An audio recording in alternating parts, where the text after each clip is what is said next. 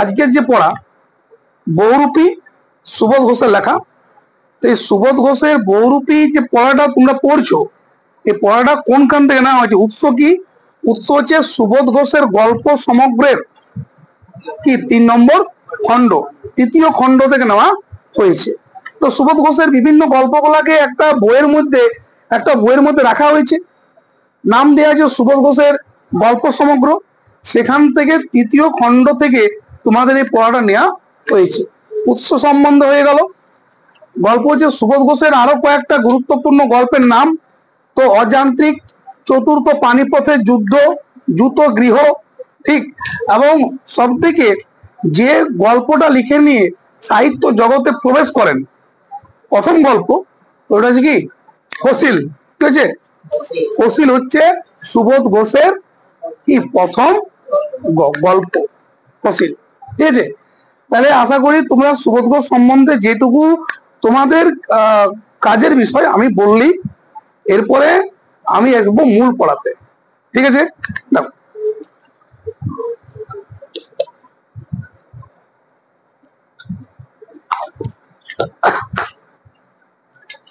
দেখো তাহলে শুরু করছি তোমাদের পড়া। বহুরূপী, ঠিক, লিখেছেন কে? সুবোধ ঘোষ। দেখো আমি একটা জাস্ট এখানে একটা ছবি রেখেছি তোমাদের বোঝানোর জন্য। দেখো এইটা হচ্ছে হরিদা, মানে এই গল্পের প্রধান চরিত্র, যাকে ঘিরে গল্পটা আবর্তিত হয়েছে। ঠিক আছে না? তাহলে এই গল্পের প্রধান চরিত্রকে হরিদা, হরিদা। এবং দেখো 3 জন বন্ধুকে দিয়েছি একদিকে, ভবতোষ, সুবোধ ঘোষ আর অনাদি। মানে যে সুবোধ ঘোষ, মানে যিনি লিখছেন, তিনি একজন চরিত্র এখানকার, লেখক নিজে। যিনি লেখক তিনি গল্পের কথক, গল্পটা সেই বলছে। হলো ক্লিয়ার? তাহলে ধরো এটা লেখক, তাহলে এই 3 বন্ধু এবং হরিদা 4 বন্ধুই ধরো, ঠিক। তো গল্পটাকে আমি তোমার কাছে শুরু করছি। ওকে, কেমন? দেখো তাহলে একটা ছোট্ট মোট্ট একটা কল্পনা ভেবে নাও। কি কল্পনা? মানে শহরের যে মেন রোড, হ্যাঁ, ধরো এটা ধরো মেন রোড, ঠিক। এখান থেকে একটা রোড নেমেছে। তাহলে যত আমরা মেন রোড থেকে, মেন রাস্তা থেকে নিচের দিকে যাই, দূরে যাই, তো রাস্তা চওড়া হয় না সরু হয়ে যায়? সরু হয়ে যায়। ধরো রাস্তা গেছে একটা, এবারে এদিকেও রাস্তা গেছে আরেকটা, ফের এদিকে একটা রাস্তা গেছে এরকম, তারপর ফের আরেকটা রাস্তা, তারপর একটা রাস্তা, একটা রাস্তা, এমনি করে করে একদম শেষে, মানে শহরের সব থেকে সরু গলিটার ভিতরে কার ঘর? হরিদার জীবনের ঘর। কার ঘর? তো তাহলে তোমরা বুঝতে বাকি নাই, শহরের সবচেয়ে সরু গলিটার ভিতরে যে হরিদার ঘর, সে নিশ্চয়ই দরিদ্র, মানে গরিব, ঠিক। তাহলে সেই হরিদার বিষয়ে আমরা পড়বো। এবং গল্প যে কি, গল্পের শুরুতে দেখতে পাবো যে হরিদার যে ঘরে 3 বন্ধু আর হরিদা তারা বসে আছে, উনানে জল ফুটছে, হরিদার হাতে ফু দেওয়ার একটা পাইপ আছে। তাহলে আমার বক্তব্য হচ্ছে যে এরা এই ঘরটাতে বসে আছে, ঠিক। এবং বসে থাকার পরে উনানে কি জল ফুটছে, হাতে হরিদার উনানে ফু দেওয়ার যন্ত্র। এবারে এদিকে 3 জন বন্ধু বসে আছে এবং গল্প, আড্ডা জমেছে, গল্প চলছে। হলো ক্লিয়ার? স্টার্টিং এভাবে হয়েছে, শুরু। দেখো হরিদার কাছে আমরা গল্প করে বললাম, শুনেছেন হরিদা কি কাণ্ড হয়েছে? হ্যাঁ হরিদা, শুনেছেন কি কাণ্ড হয়েছে? ঠিক আছে না? কাণ্ড, কাণ্ডটা কি? পরীক্ষা প্রশ্ন পড়ে কাণ্ডের পরিচয় লাইন লাইন দাগ দিয়ে রাখবে, ঠিক। কোন কাণ্ডের কথা বলা হয়েছে? আচ্ছা, শুনেছেন হরিদা, আমরা গল্প করে বললাম, আমরা কারা? আমরা হচ্ছে লেখক এবং তার 2 বন্ধু, ঠিক। লেখক সুবোধ ঘোষ, 2 বন্ধুকে ভবতোষ আর কে? অনাদি। ভবতোষ আর কে? অনাদি। হলো ক্লিয়ার? এরাই গল্প করে বললো, কাকে বলছে? হরিদাকে। দেখো, উনানের মুখে ফু দিয়ে আর অনেক ধোঁয়া উড়িয়ে নিয়ে হরিদা এইবার আমাদের কথার জবাব দিলেন। না, এই কিছুই শোনেনি। হ্যাঁ, ওই হাতে যে ফু দেওয়া যন্ত্রটা আছে সেটা উনানে ফু দিল, ধোঁয়া উড়ে গেল। আর তারপরে হরিদা কথার উত্তর দিল যে কই, আমি তো কিছুই শুনি নাই। দেখো, জগদীশ বাবু যে কি কাণ্ড করেছেন শোনোনি হরিদা? এরা আবার বলল, জগদীশ বাবু? তাহলে জগদীশ বাবুটা কে? তো জেনে রাখো, জগদীশ বাবু এ হরিদাদের পাড়ার একজন ধনী ব্যক্তি, বড় লোক, প্রচুর টাকা পয়সা, সম্পত্তি বিশাল। বুঝলে কি বললাম? ওর নাম হচ্ছে জগদীশ বাবুর বাড়িতে যে কাণ্ডটা হয়েছে তুমি শোনো না হরিদা? ঠিক আছে না? কারা বলল? লেখক আর তার বন্ধু। এরপরে তো হরিদা বলছে, এবার দেখো হরিদা, না রে ভাই, বড় মানুষের কাণ্ডের খবর আমি কেমন করে শুনবো? হ্যাঁ, আর আমাকে বলবেই বাকে? বড় লোকের বড় বড় ব্যাপার। বুঝলে কি বললাম? বড় লোকের বড় বড়, তো ওদের কাণ্ড কারখানা আমরা কি করে শুনবো? গরিব মানুষ শুনতে পারবে না। গরিবের ঘরে কিছু ঘটুক, ওরা মহল্লা জেনে গেল।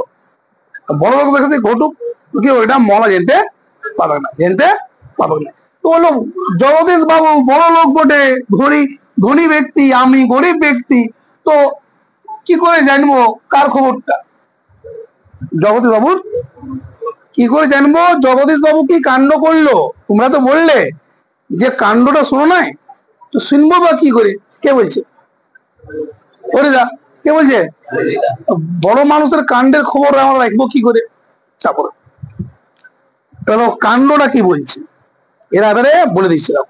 7 দিন হলো, হ্যাঁ, এক সন্ন্যাসী এসে জগদীশ বাবুর বাড়িতে ছিলেন। কদিন হলো সন্ন্যাসী এসে কোথায় ছিল? খুব উঁচু দরের সন্ন্যাসী, হাই লেভেল, যাতালয়, স্পেশাল সন্ন্যাসী। বুঝলে কি বললাম? মানে যাতা মানে বলা যাবে না, সন্ন্যাসী সে লেভেল। ওম তেশ্বর।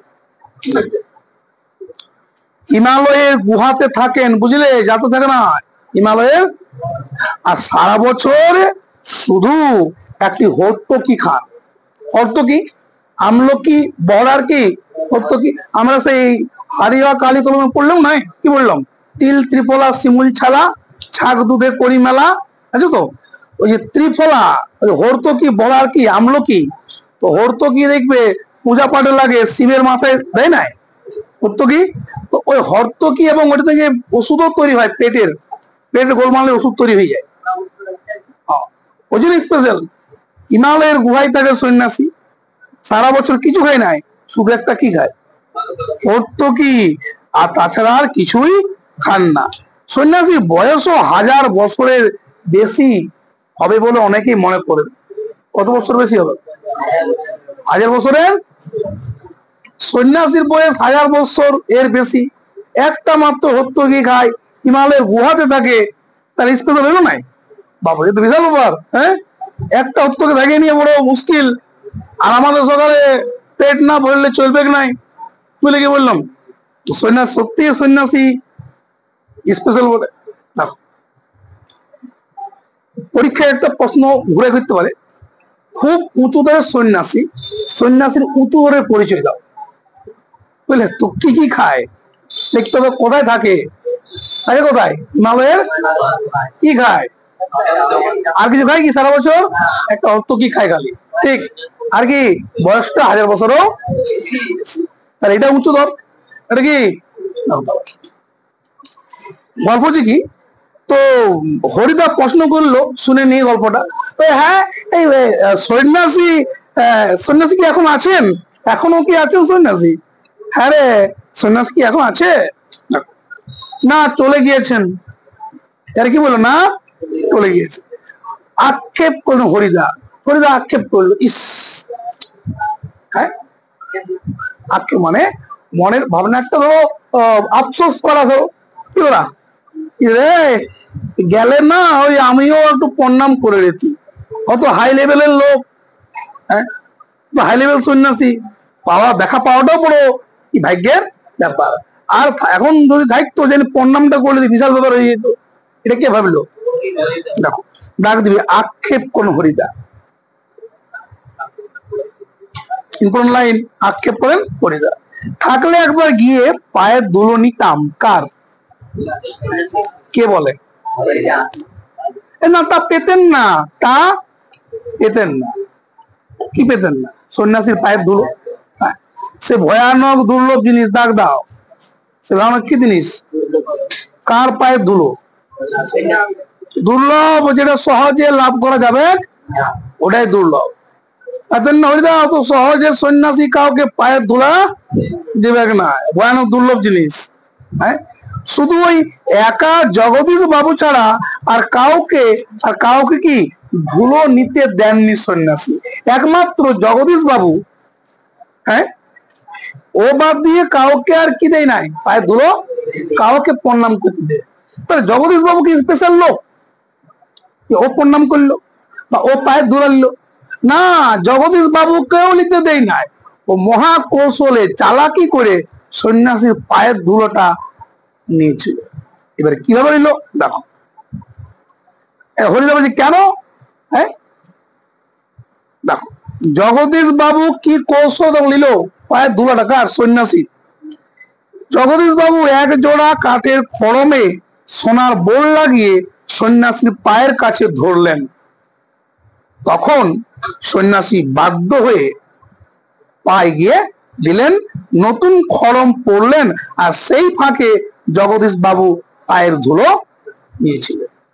তাহলে জগদীশ বাবু কি কৌশল করলো? পায়ে খড়ম, আগেকার লোকরা, এখন তুমি চপ্পল পরো বা চটি পরো, আগেকার লোকরা খড়ম পরতো, এই আগেটা একটু দেখতো বুড়ো আঙুল গুলো খাবে, হ্যাঁ, আর ওটা চড়া একটু চাটাক চাটাক করে কাঠের খড়ম। তারপরে আরো বিভিন্ন রকম ডিজাইনের স্যান্ডেল চলে এলো, এখন আধুনিক স্টাইলের চপ্পল চলে এসছে, চটি এসে গেছে। তো এই কাঠের খড়মে এই সোনার বোল লাগান ছিল এখানে, আর সেটা সন্ন্যাসী দিলেন। দেখুন কিছু নেবেন নাই, তো এইটুকু আপনার সেবা করতে পারি, আপনি এইটা পড়ুন, আমার মনটা বড় আনন্দিত হয়ে যাবে। সন্ন্যাসীকে যেই পাটা দিয়েছে, সন্ন্যাসী পা আগানছে, আর সেই সুযোগে জগদীশ বাবু হালকা পাটা টাচ করে প্রণামটা, বড় কৌশলে জগদীশ বাবু পায়ের ধুলা আদায় করবে কার? এটা হচ্ছে কাণ্ড। তো ভয়ানক দুর্লভ জিনিস সন্ন্যাসীর পায়ের ধুলো, কে কিভাবে পেয়েছিল? কে? জগদীশ। কাঠের খড়মে সোনার বোল লাগিয়ে সন্ন্যাসীর পায়ের কাছে ধরলেন, আর সন্ন্যাসী সেই মতো পা যে এগিয়ে দিলেন, উনি সেই সুযোগে পা হালকা স্পর্শ করে কি প্রণামটা করে পায়ের ধুলো কে নিয়েছিল? বুঝলে, ও তো কষ্ট করে সহজে কি প্রণাম করে দেবে? যারা ন্যায্য সন্ন্যাসী হয় তারা কাউকে পা ছুঁয়ে প্রণাম করে দেয় না। তুমি পা ছুঁয়ার কে? পা ছুঁয়ো তার যে তোমাকে পৃথিবীর আলো দেখালো, বাবা মা, আর ওই ভগবান ঈশ্বর যে তোমার যে জগতের সৃষ্টিকর্তা, এই দুজনে তুই পা স্পর্শ করো, বাকি রাখি বলে কি বললো? ও যুক্তিদার কথা। দেখো, এই পায়ের ধুলাটা যেভাবে নিল, এই নেয়ার ঘটনাটা কে কারা বললো? লেখক আর তার বন্ধুরা, গল্পের কথকতার বন্ধুরা বললো, শুনে নিয়ে হরিদা বলছে, বাহ এ তো বেশ মজার ব্যাপার, দাগ দাও। বাহ, এ তো বিশাল মজার ব্যাপার। কোনটা?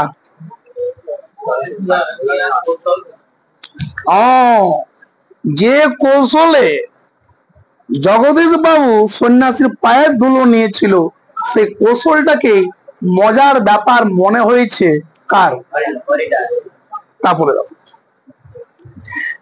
তো তাছাড়া সন্ন্যাসীকে বিদায় দেওয়ার সময় জগদীশ বাবু 100 টাকার একটা নোট জোর করে সন্ন্যাসী ঝোলার ভেতরে ঠেলে দিলেন। সন্ন্যাসী হাসলেন আর চলে গেলেন। জানো, শুধু ওটা নয়, ওটা জানো কি হলো? আর যখন সন্ন্যাসী বিদায় হচ্ছিল না, ওই সময় সন্ন্যাসীর যে ঝোলা থাকে তো থলে, ওটাই জগদীশ বাবু জোর করে 100 টাকার একটা নোটকে দিল, না এটা লিখতে হবে না, প্লিজ প্লিজ এটা নাও, এটা না নিলে আমার বড় খারাপ লাগবে। সন্ন্যাসী বললো এটা কিসের কাজ, আমার দিয়ে দাও, চলে গেল। চলে বললাম আছে সন্ন্যাসীদের ক্ষেত্রে ওদের লোভ মায়া মদ মৎসতে নাই, মানে টাকার কোনো ওদের প্রয়োজন রাখে, সব কি আমরা যেখানে বসতো সেখানে খাবার, আমার নিজস্ব বাড়ি ঘর কিছু নাই, তাহলে অর্থ আমরা কি করবো? সন্ন্যাসী হাসলো আর চলে গেল। ক টাকা দিয়েছিল সন্ন্যাসী? 100 টাকার থোক পড়া নোট দিয়েছিল, মনে রাখবে একটা নোট দিয়েছিল। 100 টাকার নোট তখনকার দিন বিশাল ব্যাপার, ঠিক আছে না? তারপরে যা হোক, হ্যাঁ, গল্প শুনে খুব গম্ভীর হয়ে গেলেন হরিদা। হরিদা, হ্যাঁ হরিদা, দেখো গল্প শুনে ও গম্ভীর চুপচাপ হয়ে গেল। চুপচাপ কে গেল? ডাক দিয়ে গল্প শুনে হরিদা গম্ভীর হয়ে গেল কেন? দেখো তো অনেকক্ষণ চুপ করে রইলেন, আর কি আমরা কি বলছি না বলছি সেদিকে হরিদার যেন কান নেয়। কোন একটা বিষয় যখন শুনি আমাদের মন উল্টা দিকে থাকে, তুমি যত গল্প করো ওটা কি আমরা শুনতে পাই? আপনি হয়তো কোনো বলছো, আমি ভাবছি একটা খাবার গেলে খাইছি, গম্ভীর, ওর চিন্তা ভাবনা অন্যদিকে। কার অন্যদিকে চিন্তা ভাবনা হয়ে গেছে? পরিবার। ওর পুরা মাথাটা ব্রেনটা লাগাইছে কোন দিকে? ওই সন্ন্যাসী এত টাকা পাইয়ে গেল বলে কে বললাম। হরিদার কাজটা কি? ও বহুরূপী। কি করে ও? বহুরূপী মানে কি? বহুরূপী সাজে নিয়ে কি করে? পয়সা ইনকাম করে, পয়সা করে। হ্যাঁ বহুরূপী দেখো না, ওই যে কদিন একটা সিনেমা ছিল, মটর কলায় গোল গোল দাঁতে ভাঙে না, আর ওই পাড়ার শাশুড়িরা বৌমা চিনে না। তা হাটে গেলাম, বাজারে গেলাম, কিনে আনলাম আদা, আদা খেয়ে মদের বাবা হাগছে গাদা গাদা, ড্যাং ড্যাং ড্যাং ড্যাং জামা এসেছে বাবা, পান খার পুটলিটি ভেঙে ফেলেছে। হ্যাঁ তাই কি কিছু একটা ছিল কি, পান খেয়েছি, পিচ ফেলেছি, রাত করেছি ছোলা, আমার বন্ধুর নাম রেখেছে মুড়ি ভাজা কোলা, অ্যাংটার ফুল ঢাকায় ঢাকায় কানে বেঁধেছি, বর্ধমানে থেকে এসে লুচি হয়েছি। এই বেশি তাক্কাস না, দিয়ে দিয়ে দেবো, কেন্দ্রে মরে যাবি। এইটা ওই বহুরূপী সিনেমার ওই বহুরূপী এটা বলছে। সেই রকম হরিদা কিন্তু ওই রকম পেশা। কার পেশা এটা?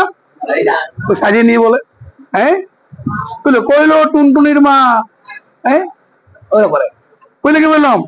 আর আমরা দেখছি রাস্তাঘাটে সে সিম সাজিয়ে নিয়ে আসে না, বুঝলে তো। এইসব বহুরূপী ওইগুলো সাজিয়ে নিয়ে বিভিন্ন রকম সাজিয়ে হরিদার জীবনটা চলে যায়। হরিদা ভাবছে যে আমি একবার পাচ্ছে যদি সন্ন্যাসী সাজিয়ে নিয়ে কার কাজ যায়, কার কাজ যায়? জগদীশ, তাহলে 100 টাকা আদায় হবে, বিশাল ব্যাপার। যে আদায় করে নেবো একদম এখন 6 মাস খাইলে ওইটাতে, বুঝলে কি বললাম। তাহলে হরিদা কেন গম্ভীর হয়েছে বুঝতে পারলে কিনা? যা হোক, তাহলে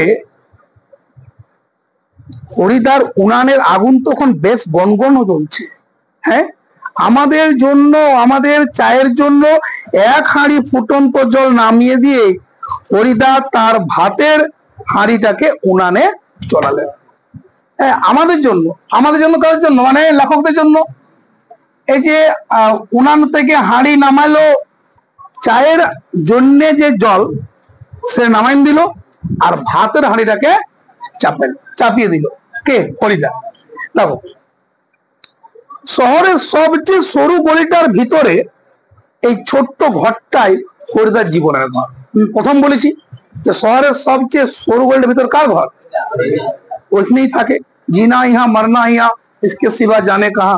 ওই ঘরটাতে তার থাকার ঘর। কার? হরিদার। আর আমাদের 4 জনের সকাল সন্ধ্যার আড্ডার ঘর হরিদার ওই ঘরটায়, ওরা আড্ডা দেয়। যা হোক, চা, চিনি আর দুধ আমরা নিয়ে আসি, আর হরিদা শুধু তার উনুনের আগুনের আঁচে জল ফুটিয়ে দেয়। তাহলে চা, চিনি, দুধ, 3 জন 3টা জিনিস নিয়ে আসি আমরা মিলে নিয়ে, আর এই জল আর আগুনটা দেয় কে? আচ্ছা হয়ে যায়। স্পেশাল কন্ট্রিবিউশন দেখো, কন্ট্রিবিউশন দেখো, সবাই মিলে ভাগ বাটা করে কিন্তু আড্ডাটা। আর আমাদের এখানে ভাগ বাটা কি করবে? হ্যাঁ, বন্ধু সোয়ার পিছনে একটু লেগে যাও, তুমি তুমি দাও এক রোল 50 টাকা করে দাও, একজনে কানে চেপে 200 টাকা খরচা হলো। ও ভাবলো যে আর কোনোদিন কোনো বন্ধু খাওয়াবো না, বুঝলে গেল? বন্ধুর মধ্যে ভাগ বাটা করে সব কিছু খাইতে, একা সব চাফান দিল। তোমার বড় লোক বন্ধু জুটে গেছে কারো, তোরা তা বলে একবার চাফান দিল সব। ওয়ার ক্ষেত্রে পয়সার পয়সা দাও। শোনো, তারপরে এই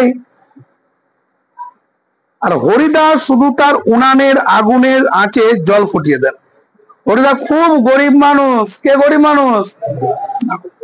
কিন্তু কাজ করতে হরিদার প্রাণের মধ্যেই যেন একটা বাধা আছে।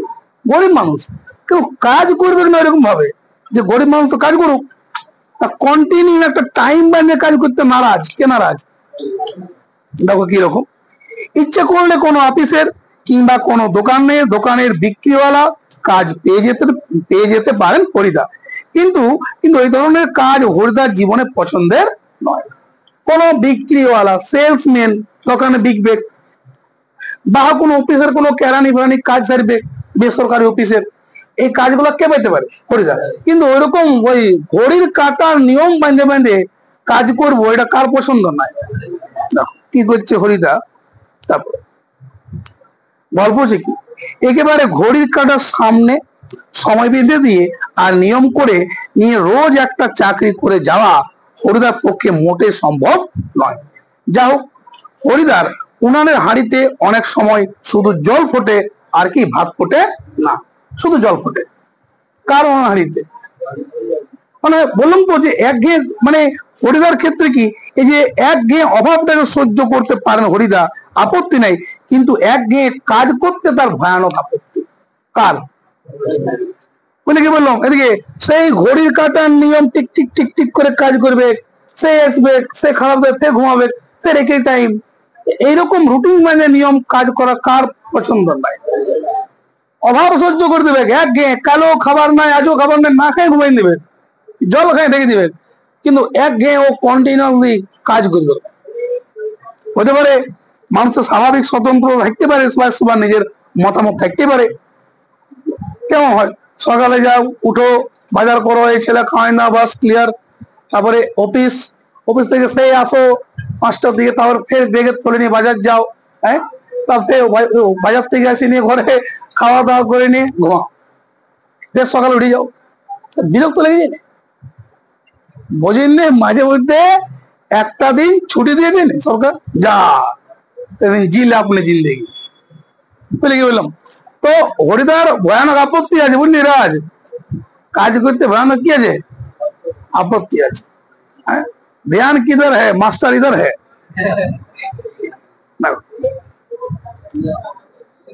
গল্প শুনবে, হরিদার জীবনের সত্যি একটা নাটকীয় বৈচিত্র্য আছে। দাগ দাও, খুব গুরুত্বপূর্ণ। কার জীবনে নাটকীয় বৈচিত্র্য আছে? হরিদার জীবনে একটা নাটকীয় বৈচিত্র্য আছে। তো নাটকীয় বৈচিত্র্যটা কিছু শুনবে, এটা আমি কথা বলি। নাটক তো সবাই দেখেছো কম বেশি। তো নাটকে দেখবে হিরো থাকে স্পেশাল চরিত্র, ভিলেন থাকে ডেঞ্জার, ভিলেন থাকে,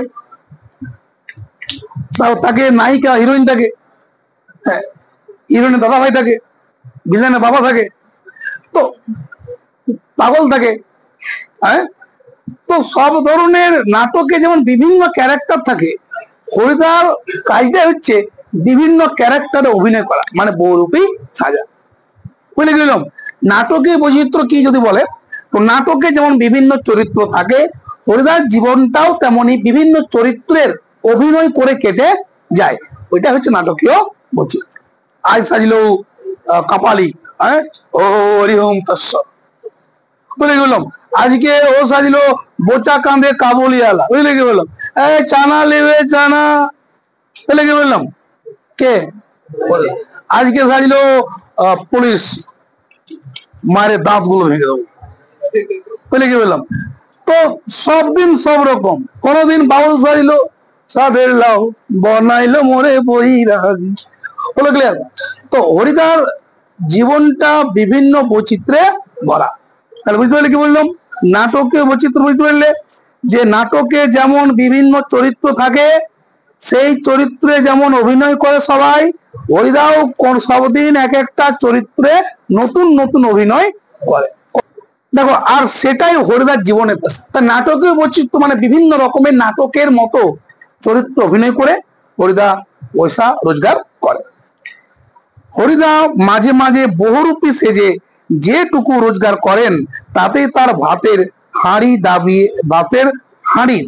দাবি মিটিয়ে দিতে চেষ্টা করেন। মানে বহুরূপী সাজে নিয়ে যেটুকু কামাই হয় ওটাতে সংসারটা নিজের কোন রকম চলাইন দেয় কে? তারা মাঝে মাঝে উপোস কে করেন? সত্যি হরিদা। তারপর একদিন হঠাৎ আবার এক সকালে কিংবা বিকালে সন্ধ্যায় বিচিত্র কি ছদ্মবেশে অপরূপ হয়ে কি বেরিয়ে পড়েন পথে। কেউ চিনতে পারে না, যারা চিনতে পারে 1 আনা বা 2 আনা বকশিস দেয়, যারা চিনতে পারে না তারা কি চিনতে পারে না তারা কিছুই দেয় না। আর কিংবা বিরক্ত হয়ে 2-1 পয়সা দেয়। তো এই মাঝে মধ্যে বিভিন্ন চরিত্র সাজিয়ে নিয়ে বেড়ে পড়ে, বুঝলে? আজকে পাগল খুঁজে বেড়ে গেছে। আজকে যারা চিনতে পারে তারা পয়সা 2-1 টাকা দেয়, যারা চিনতে পারে নাই তারা দেয় না, যা দূর। আর কিছু লোক বিরক্ত হয়ে নিয়ে 2-1 টাকা দিয়েও। দেখো, হরিদা তার জীবনে যে সকল বহুরূপীর ঘটনা ঘটাইছে দেখো সেগুলা। একদিন চকের বাস স্ট্যান্ডের কাছে ঠিক দুপুর বেলাতে একটা আতঙ্কের হল্লা বেজে উঠেছিল। দাও, আতঙ্কের হল্লা বেজে উঠেছিল। আতঙ্কের কি হল্লা বেজে উঠেছিল? বুঝলে কি বললাম? চকের বাস স্ট্যান্ডে, ধরো না তুমি এখানে বাস দাঁড়ায় আমাদের এখানে, ওইখানে দেখো একটা উন্মাদ পাগল, তার মুখ থেকে লালা ঝরে পড়ছে, হ্যাঁ, আর চোখ দুটো কটকটে লাল, তার কোমর একটা ছেঁড়া কম্বল আর কি জড়ানো আছে, আর গলায় টিনের কৌটার একটা মালা। একটা পাগলটা এক স্থান ইট তুলে নিয়ে বাসের উপরে বসা যাত্রীদের দিকে তেড়ে যাচ্ছে, চেঁচিয়ে উঠছে, যাত্রীরা 2-1 পয়সাও ফেলে দিচ্ছে। বুঝলে কি বললাম? চকের বাস স্ট্যান্ডে একটা পাগল, কোমরে একটা ময়লা কম্বল জড়ানো, চোখে গলাতে একটা কি টিনের ছোট ছোট টিনের কৌটার একটা মালা করে নিয়েছে, আর মুখটা লাল হচ্ছে, চুল এলোমেলো সব, চোখ দুটা কটকটা লাল, আর একটা ইট নিয়ে যাচ্ছে, যাও এখন দেবো, দৌড়িয়ে যাও। বুঝলে কি বললাম? বাসের উপরে যারা বসে আছে ওরা কি করবে? এক মিনিট, বুঝলে কোন ঠিক আছে পাগলের? তো ওই সময় সবাই চিলেছে, বাঁচাও। তো চকের বাস স্ট্যান্ডে দুপুর বেলাতে আতঙ্কের হল্লা বেজে সবাই হইচই। নাই তুমি জানো বাসে যদি এগুলো সত্যি ভেঙে দেই। দেখো, গল্প হচ্ছে কি, একটু পরেই বাসের ড্রাইভার কাশীনাথ ধমক দেয় কাকে? খুব হয়েছে হরি, যা এবারে সরে পড়, অন্যদিকে যা। ওটা কে ছিল? হরিদা। হ্যাঁ, বাসের ড্রাইভারটা দেখছে সব আর যাত্রীরা তোমার চিল্লাছে, বাসটা হিলছে। হ্যাঁ হরি, যা অন্যদিকে যা। দিল্লাই করছি যদি কেউ পড়ে যায় বাস থেকে, হ্যাঁ, যে ঝাপান দিয়ে বাস থেকে, অন্যদিকে যা। তোর পাগলা গাড়িটা দেখা যায় অন্যদিকে। কে বললো? তো কিছু লোক বুঝে গেল, হ্যাঁ ওটা একটা বহুরূপী। বাপ রে, আমি ভাবলাম সত্যি বললো গে। তারপরে বাসের যাত্রীরা কে হাসে, কেউ বিরক্ত হয়। হ্যাঁ, হাসলে হইলো এই ফালতু, অমনি করে বহুত লোক মারা যাবে, আমি এখনই ঝাঁপাই দিতি বাসতে। তারপরে কি হলো, কেউ আবার বেশ বিস্মিত হয়ে যায়, বাপ রে দারুণ, কিন্তু হেভি বহুরূপী। সত্যি খুব চমৎকার পাগল সাজতে পেরেছে তো লোকটা। ডাক দাও, উক্তিটি কার হবে? এটা খুব চমৎকার পাগল সাজতে পেরেছিল লোকটা, উক্তিটি কার? বাসের মধ্যে একজন যাত্রীর আর ওই যে চমৎকার পাগলের পরিচয় দাও, তখন তোমাকে লিখতে হবে এই আতঙ্কের হল্লার ঘটনাটা চকের বাসটা। বুঝলে কি বললাম? মানে তোমরা কে ঘোরায় ঘুরুই যে দিক থেকে প্রশ্ন করুক, উত্তর লেখার কৌশলটাকে জড়ো করে নিতে হবে। দেখো, হরিদার জীবন এইরকম বহুরূপের খেলা দেখিয়ে একরকম চলে যাচ্ছে। তাহলে হরিদার জীবনটা এরকম বহুরূপের খেলা দেখায় নিয়ে চলে বহুরূপে সাজিয়ে জীবনটাকে অতিবাহিত করে, এরকম চেষ্টা করে। শহরের জীবনে মাঝে মাঝে বেশ চমৎকার ঘটনা সৃষ্টি করেন হরিদা, ঠিক বহুরূপী সেজে। সন্ধ্যার আলো সবেমাত্র চলেছে, দোকানে দোকানে লোকজনের ব্যস্ততা ও আর মুখরতা জমে উঠেছে। হঠাৎ পথের উপর দিয়ে ঘুঙুরের মিষ্টি শব্দে রুমঝুম করে কি বেজে বেজে চলে যেতে থাকে। এক রূপসী বাইজি প্রায় নাচতে নাচতে চলে যাচ্ছে। শহরে যারা নতুন এসেছে তারা দু চোখ বড় করে তাকিয়ে থাকে, কিন্তু দোকানদার হেসে ফেলে হরির কাণ্ড। তো গল্প হচ্ছে কি, রূপসী বাইজি। রূপসী কি? তোমরা সবাই রূপসী বাইজি দেখেছো? দেখো, তাহলে শহরে মাঝে মাঝে চমৎকার ঘটনা সৃষ্টি কে করে? হরিদা। আমরা দেখছি এখানে একটা ছবি আছে, রূপসী বাইজির ছবি। এ মাথার উপরে যে আছে রাখার জায়গা, সেটাতে ও ফুলে সাজিয়ে নিয়ে চলেছে মাথাতে এবং নাচতে নাচতে চলেছে। তো এইরকম ধরো একটা শহরে, ধরো তোমাদের যে মেন রোডটা আছে, সব থেকে বেশি ভিড় কখন জমে? সন্ধ্যা দিকে। সব তো পুরো দোকানে পুরা ভিড়, এই জলদি ঘর যাবো। ওই সময় একজন রূপসী বাইজি সাজিয়ে নিয়ে হরিদা এরকম করে করে চলেছে, হ্যাঁ, আর পায়ে ঘুঙুরের মিষ্টি শব্দ রুমঝুম বাজছে। সবাই তাকাচ্ছে, বাপ রে, হ্যাঁ, কোনদিন দেখি নাই, এ কোথায় লাইলো? বুঝলে কি বললাম? তো সবাই তাকায় আছে কোন দিকে? বুঝলে কি বললাম? আর তখন দোকানদার বলছে, বাপরে, দোকানদার জানো তো, দোকানদার তো আছেই, ও দেখছে, বাপরে হরির কাণ্ড, লাস্ট পর্যন্ত মেয়ে ছেলে সেজে দিল। বুঝলে কি বললাম? তখন লোক বলে, হ্যাঁ, হরির কাণ্ড, দেখো লেখা আছে, হ্যাঁ, এই এটা একটা বহুরূপী নাকি? হ্যাঁ, এ কারো কারো মুগ্ধ চোখের মোহভঙ্গ হয়। আর যেন বেশ একটু হতাশার স্বরে প্রশ্ন করে ওঠে, এটা একটা বহুরূপী নাকি? আমি ভেবেছিলি মেয়ে বটে। কে ভাবল? নতুন লোক যারা দোকানে এসেছে, কিন্তু সবকে জানে দোকানদার। দেখো, সেদিন বাইজির ছদ্মবেশে সেদিন হরিদার রোজগার মন্দ হয়নি। ভালো টাকা কামানছিল সেদিন কে? হরিদা। মোট 8 টাকা 10 আনা পেয়েছিলেন। দাগ দাও, কত টাকা? কোন ছদ্মবেশে? দেখো বাবু, শুনবে, আমরাও দেখেছিলাম একটা দোকানের সামনে গিয়ে দাঁড়াচ্ছে রূপসী বাইজি, বুঝলে, এমনি করে মাথায় নিয়ে নিয়ে একটা দোকান কাছে দাঁড়াচ্ছে। আর কি করছে দেখো, এবারে মুচকি হেসে আর চোখ টিপে একটা ফুলের সাজি এগিয়ে দিচ্ছে। দোকানদার হেসে ফেলে আরেকটা সিকি কি তুলে বাইজির হাতের ফুলের সাজির উপর ফেলে দিচ্ছে। ও একটা মাথা থেকে ফুলের সাজি থেকে একটা ফুল দিচ্ছে, আর দোকানদারও একটা সিকি বা পয়সা তুলে ওর ফুলের সাজির উপরে দিয়ে দিচ্ছে। এভাবে কিন্তু ভালো ইনকাম করছে। 8 টাকা 10 আনা, বিশাল ব্যাপার। তুমি যদি 250 টাকা লেবারি পাও, ওটা পাও, লেবার গিরি করে পাও 250 টাকা, আর হঠাৎ যদি তোমার রোজগার হয়ে যায় 2000 টাকা, কে দিনে? রোজগারটা বেশি নয়? সেদিনও মোট 8 টাকা 10 আনা পাইছিল। দেখো তো, বুঝলে, এরকম ও বউরূপে খেলা দেখায়। কে দেখে খেলা? হরিদা। কোনোদিনও বাউল সাজে। বাউল না থাকে না, বাউলরা কথা বললাম যে ছেড়ে দিলে সোনার গৌর আর তো ফিরে পাবো না, না না ছেড়ে দেবো না, আচ্ছা কেন করতো? তারপরে সাধের লাউ বনাইলো মোরে বৈরাগী, হ্যাঁ, তারপরে মিলন হবে কত দিনে আমার মনের মানুষের শোনে। তারপর দেখো এইরকম বাউল সাজে কিন্তু বাউল গান। কোনদিন কাপালিক সাজে, কাপালিক মানে তান্ত্রিক টাইপ সে, কালো একদম পরে নিয়ে, হাতে মালা, চুলের জট। তারপরে কি আছে, বোঁচা কাঁধে কাবুলিওয়ালা, আচ্ছা বিক্রিওয়ালা, বিকে না, আলু নেবে, বুট ছোলা নেবে, এসব বিকে।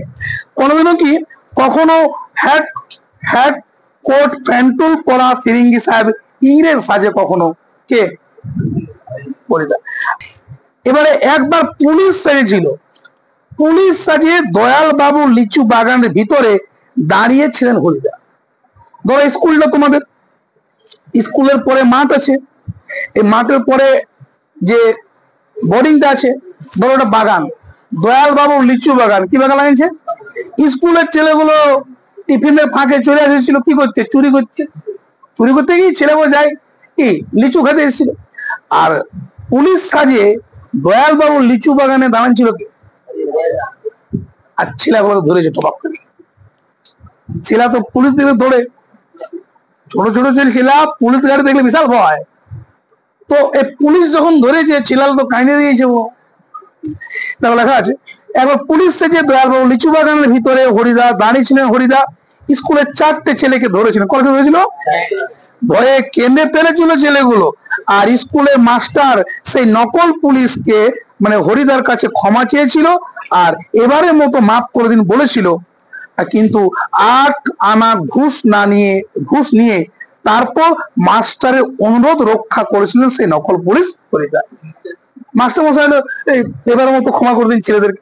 মাস্টার মশাই চিনতে পারে না, এত সুন্দর অভিনয় কার। না ছাড়া হবে না বাবু, পয়সা লাগবে কিছু। পুলিশদের সাধারণত বেশিরভাগ পুলিশদের আমাদের সমাজের কিছু মনোভাবনা যেরকম তৈরি হয়েছে, নকল পুলিশ সাজিয়েছিল যে হরিদা, ওটা মাস্টার চিনতে পারে কি পারেছিল না। দেখো তো শেষে কিন্তু 8 আনা ঘুষ নিয়েই ছেড়েছিল। ঘুষের কথা কেন বলা হয়েছে? সাধারণত আমাদের সমাজের চোখ অনুযায়ী পুলিশেরা ঘুষ নেয় এরকম একটা ভাবনা আমাদের মধ্যে আছে। তার মধ্যে কিছু কিছু পুলিশ ভালো থাকতেই পারে।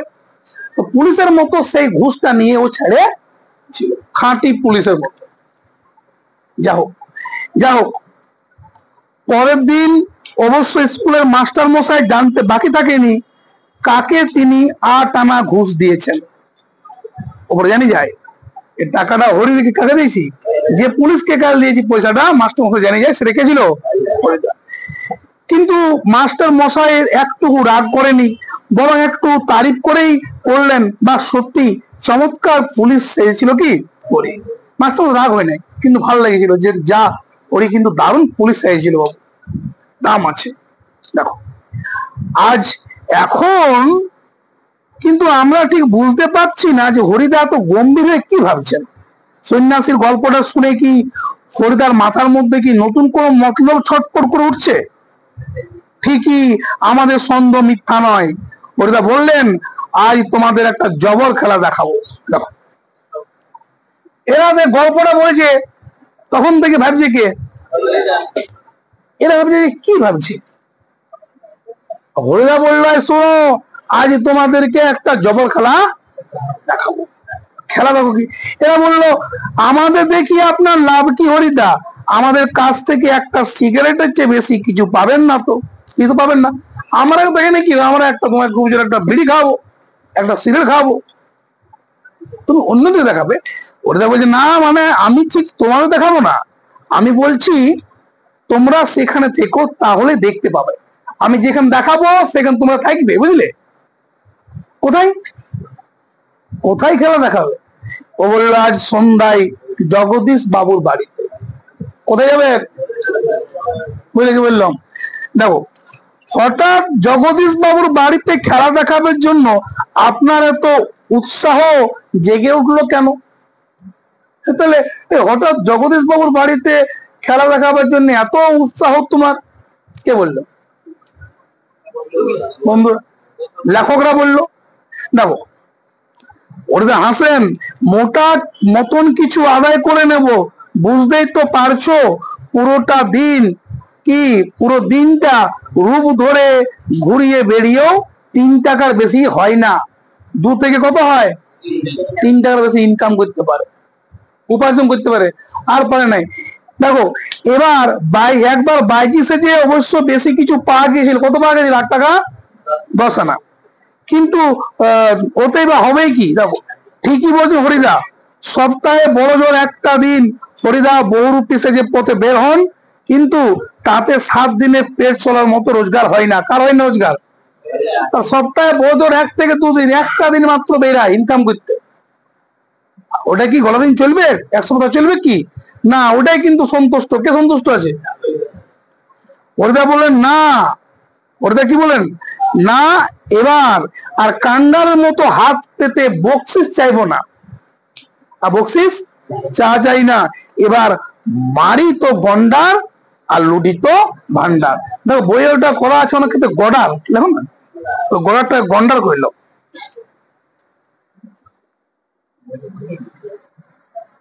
মারি তো কি গন্ডার, লুডি তো কি? মারলে ছোট ছোট ইন্দুর মারে কি লাভ? মারলে গন্ডার বিশাল বড়, আর লুটি তো কি দোকান বিশাল বড় লুটি নেবো, ছোট মোটো পান দোকান নিয়ে কি লাভ? মারি তো কি বুঝলি, মারলে কি আর লুটি তো কি মানে মোটা কিছু আদায় করবে এবারে, বুঝলি, ছোট মোটো আর করবো না। যা হোক, এবার যা জেনে নেব তাতেই আমার সারা বছর চলে। এ বললো তোমরা থাকবো এখানে, যেখানে খেলা দেখাবো আমি, মানে কার বাড়িতে। আর এরপরে কিন্তু ও বললো আচ্ছা তুমি জগদীশ বাবুর বাড়িতে খেলা দেখাবে, ঠিক আছে, কিন্তু জগদীশ বাবু তো বাবু বড় কৃপণ মানুষ, কিপটা লোক, ধনী হইতে পারে, ও 1 টাকা কাউকে দেয় নাই, সন্ন্যাসীকে দিল সে ও বহুত বড় সন্ন্যাসী ছিল বলে। তোমাকে দেখলেই চিনে যাবে, তুমি কি বলো? জগদীশ বড় বলে তোমাকে আনন্দ হয়ে কত দেবে? 2-1 টাকা দিবে তো, দিবে নাই, দেখো লেখা আছে। কিন্তু সে কি করে সম্ভব? জগদীশ বাবু তো ধনী মানুষ বটেন, কিন্তু বেশ কৃপণ, কিপটা লোক, খরচা একটাও করবে না। দেখুন তো জগদীশ বাবু হইতে পারে ধনী ব্যক্তি, কিন্তু কি বল অনেক কৃপণ, কিপটা লোক বটে। হরিদাকে একটা যোগী কিংবা সন্ন্যাসী কিংবা বৈরাগী সাজতে দেখে আর খুশি হবেন জগদীশ বাবু? হ্যাঁ, আর খুশি হলেই বা উনি কত টাকা বকশিস দেবেন? 5 আনার বেশি নয়। কত আনা? 5 আনার বেশি নয়। 5 আনা দিবে বলে কি বললাম, 16 আনা 1 টাকা, 16 আনা কত? 5 আনা, 4 না বাড়তে 1 আনা বাড়তে। হরিদা বললেন তোমরা যদি দেখতে চাও তবে আজ ঠিক সন্ধ্যাতে জগদীশ বাবুর বাড়িতে থাকবে, দেখো দেখবে খেলাটা, তো থাকবে কোথায়? সন্ধ্যাতে। আজকে আমরা বললাম থাকবো আমাদের স্পোর্টস এর চাঁদা নেবার জন্য, আজ ঠিক সন্ধ্যাতেই জগদীশ বাবুর কাছে যাব, আজকে সন্ধ্যাতেই যাব। কথা আজ থাকবোই, দেখবো তুমি কি দেখাচ্ছ খেলা, কে দেখাবে খেলা দেখো। এবার এ হলো আমাদের কি পরবর্তী, এটা ক্লিয়ার। তাহলে প্রথম যে তোমাদের পার্টটা ক্লিয়ার হলো, বইয়ের অনুযায়ী প্রথম অংশ ক্লিয়ার